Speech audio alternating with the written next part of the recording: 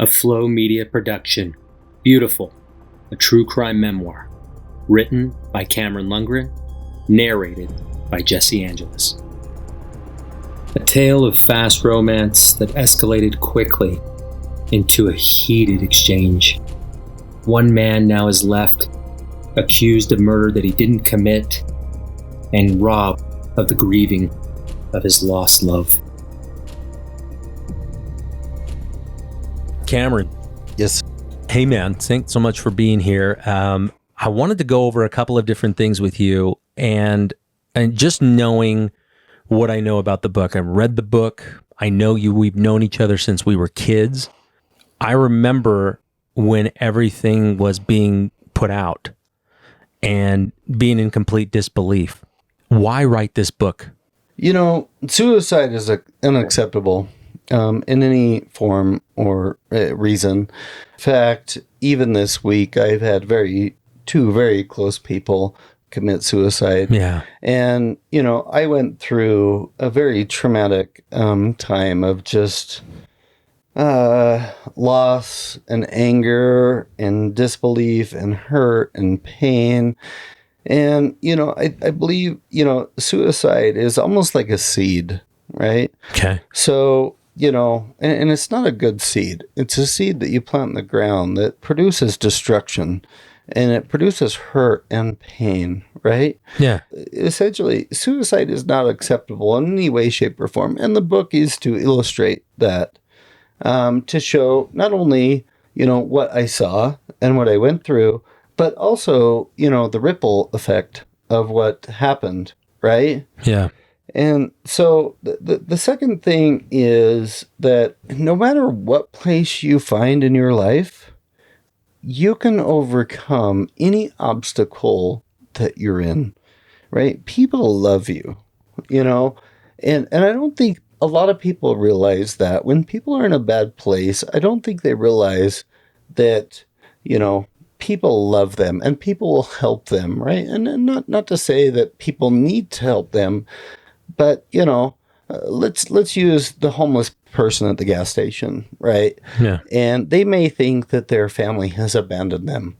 But, you know, every morning they may wake up and they may walk to 7-Eleven and use the change that they've gathered to buy a coffee. And the smile that they give to that attendant may help that person have happiness. Does that make sense? Yeah, it does. And so, you know, I think, you know, no matter where we find ourselves in life, whether it be at the bottom where we've lost everything, you know, or feel we've lost everything, it's all conceptual, right? Yeah.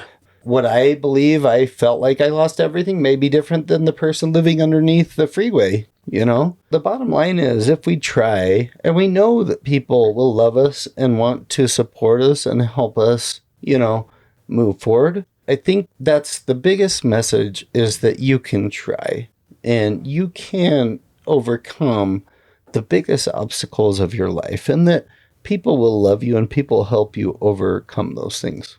Chronologically, the tragedy happens, right?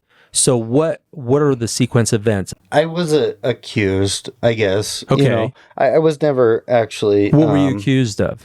When I would go to... I forget what the guys were called in you know, the police officers or whatever, but they would tell me that I was accused of a bullet in the direction of a person. That sounds odd. Right. Yeah. And it was very odd, but it was very strange how it all went down. Right. Especially in the fact that I watched it.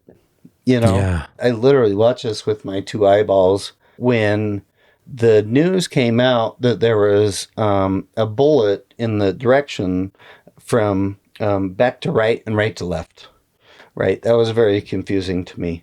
Yeah. You know, it's like I watched that very clearly with my eyes from right to left.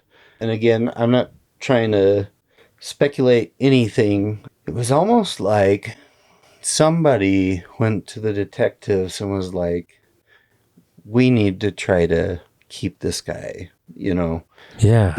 It felt like that. Right. I don't want to like name names or whatever, but it was very strange because When I got and again, maybe I'm giving out too much, but when I watched the images of the X-rays, of her Yeah. head and how that happened, I was like, when I watched those, I was like, how in the hell could a radiologist, as somebody that had gone to school for I don't know how many years, looked at these images and been like, where was the back of the skull to the front of the skull? Right. It was nowhere. It was obvious right to left. Coming from your perspective, one, you witnessed the most horrible thing that anybody should ever witness, right? But after that, I mean, and you clearly articulated this in the book, I just wanted to grieve. When I got out of jail, it was like, everything's going to be fine. And then I came out to, I don't know if I can swear, but it was Yeah, like go ahead, dude. Let it rip. clusterfuck. Like, people want to kill you.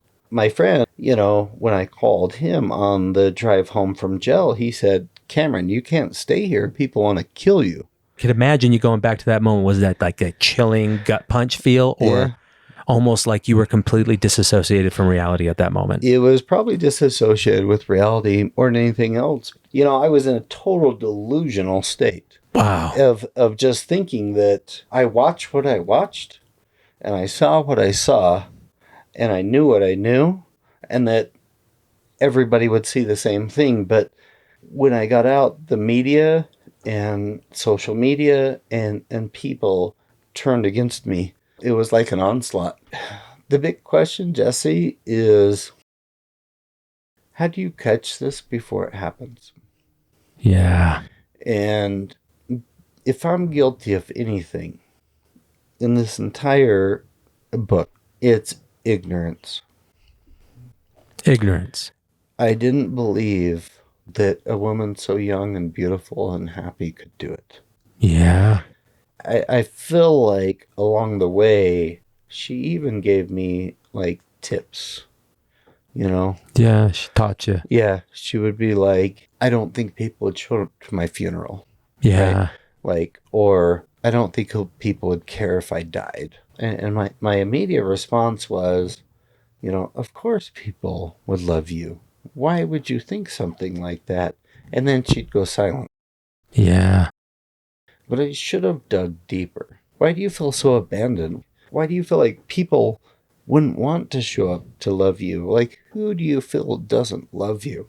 And I wish I would have asked more questions. Unfortunately, because you've gone through all this, Cam, I think this is one of the purposes that you have here, is to be able to put this in a way where it's articulated from your perspective, the events that happened, and these areas not only as warning signs for a loved one, but for you, like you just said, to be able to hopefully not have to experience the one thing that's the worst part of this, which is the ignorance, not knowing how you could have changed things. Again, thank you for being here. Thank you for sitting down with me and being able to give this audience something to be able to get to know you. I'm excited. I'm excited to see how many people's lives it touches. Mm-hmm. Let me finish with this. Anybody that's listening now to know that this book is two purposes, right? One is that if you read it, hopefully you can see the destruction that suicide causes. If you're thinking of suicide for any reason, talk to somebody, tell somebody, people love you. People love you. Don't hold that inside. Don't end this in a place where people can't help you. No matter where you find yourself in your life, you can always fight to get to a better place.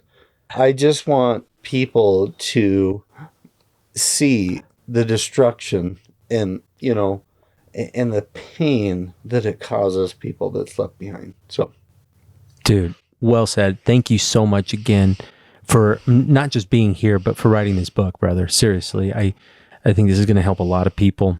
And, last reminder on there, it's going to be November 16th. Yes, sir. It launches this year. Yep. $2.99. That's for a limited release window. This book has been created into a podcast miniseries. So that'll be going right alongside with it. So that's pretty cool for people to be able to listen in on it, or just say, you know what, I need to find out what's going to happen to Cam and in his saga right now. Right. Let me get the book. So they'll be able to find it on many different ways. Amazon, Barnes & Noble, Audible, virtually any way that you can search this book, it will be available. fantastic. And from what I understand, there's also going to be an audiobook that releases later on.